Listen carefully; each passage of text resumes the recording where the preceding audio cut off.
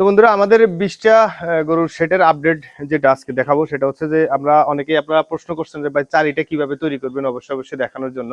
তো আজকে আমরা চারিটা যেহেতু এক সারি হয়ে গেছে সে কারণে চিন্তা করতেছি যে চারির আপডেটটা আপনাদেরকে দেই।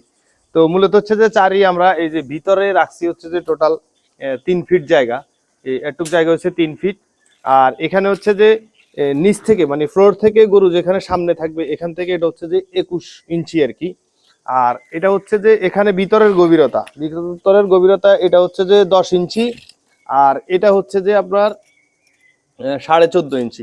তো টোটাল আমরা এটাকে একটু ঢেউ করে দিছি এই কারণে যাতে যত মানে খাবার দাবার যা আছে সব এক জায়গায় চলে আসে, গরু খাইতে সুবিধা হয় আর কি।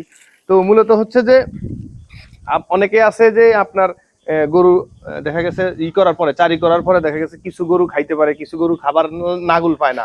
এরপরে হচ্ছে যে আপনার আবার গরু উপরে উঠে যায়। তো আমরা যে মাপে দিছি এই মাপে আপনার একেবারে 3 থেকে 4 মাসের বাছুরও আপনার এখানে সুন্দরভাবে ইজিলি খেতে পারবে।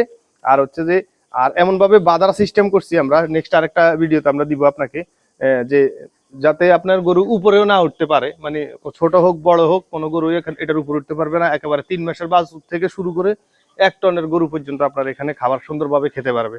তো আশা করি ভিডিওটা শেয়ার করে দিবেন। আশা করি এই বিষয়ে কোনো প্রশ্ন থাকলে অবশ্যই কমেন্টে করবেন।